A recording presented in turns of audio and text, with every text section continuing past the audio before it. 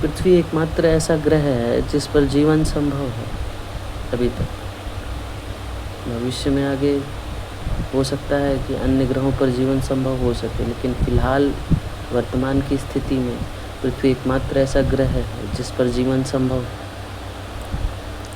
महाद्वीपों की बात करें, महादेश भी कहते हैं इनको।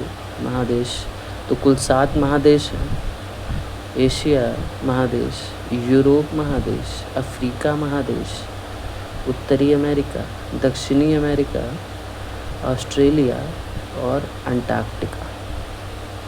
सबसे बड़ा महाद्वीप एशिया है। सबसे छोटा महाद्वीप ऑस्ट्रेलिया।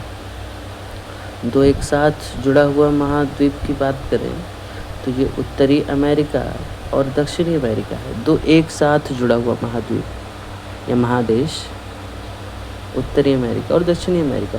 3 एक साथ जुड़ा हुआ महाद्वीप एशिया, यूरोप और अफ्रीका।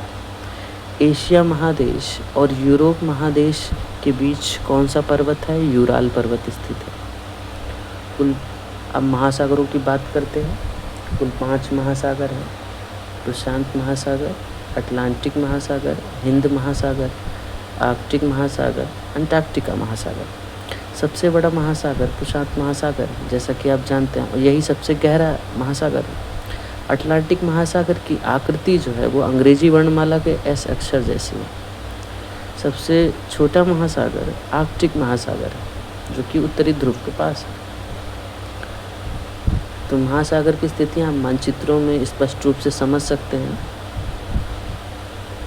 तो इस तरीके से हमने देखा कि पृथ्वी के प्रमुख परिमंडलों में 4 प्रमुख परिमंडल हैं: भूमंडल, जलमंडल, वायुमंडल, जैवमंडल। वो मंडल को स्थल मंडल भी कह सकते हैं आप। पृथ्वी के ठोस भाग को भूमंडल कहते हैं। कुल महाद्वीपों की संख्या 7 है जो पृथ्वी के ठोस भाग हैं। अगर हम ग्लोब को देखें, मानचित्र को देखें, तो उसमें 3 प्रमुख अक्षांश रेखाएं आपको देखने को मिल जाती हैं। अक्षांश रेखाएं में जो बीचों बीच में ग्लोब के मानचित्र के बीचों बीच में जो आपको रेखा दिखती है, अक्षांश रेखा 0 डिग्री, वो विषुवत रेखा है।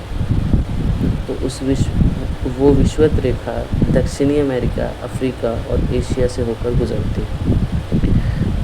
23 डिग्री उत्तर अक्षांश की तरफ जाएं, 23 डिग्री उत्तरी अक्षांश रेखा को देखें तो इसका नाम कर्क रेखा है, जो कि उत्तरी अमेरिका, अफ्रीका और एशिया से होकर पास होती है, गुजरती है। वहीं 23 डिग्री दक्षिणी अक्षांश रेखा की बात करें तो ये मकर रेखा है, ट्रॉपिक ऑफ कैप्रिकॉर्न, और ये दक्षिणी अमेरिका, अफ्रीका और ऑस्ट्रेलिया से होकर गुजरती है। कर्क रेखा यानी ट्रॉपिक ऑफ कैंसर और मकर रेखा यानी ट्रॉपिक ऑफ कैप्रिकॉर्न, विषुवत रेखा यानी इक्वेटर।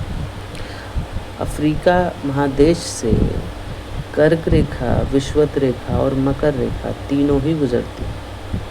ऑस्ट्रेलिया महादेश यानी कि ऑस्ट्रेलिया महाद्वीप पूर्णतः दक्षिणी गोलार्ध में।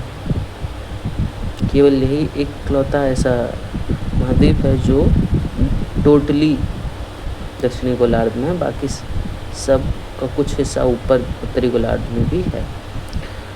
दक्षिणी अमेरिका जो महाद्वीप है, साउथ अमेरिका का अधिकांश भाग साउथर्न हेमिस्फेयर में है, दक्षिणी गोलार्ध में, कुछ हिस्सा उत्तरी गोलार्ध में। आप मानचित्र में स्पष्ट रूप से देख सकते हैं। तो अभी के लिए इतना ही, और अगले इसके अंश में हम देशांतर रेखा यानी अंतर्राष्ट्रीय समय रेखा, जो कि एक देशांतर रेखा है, और देशांतर रेखाओं से संबंधित चीज़ों को समझेंगे। धन्यवाद।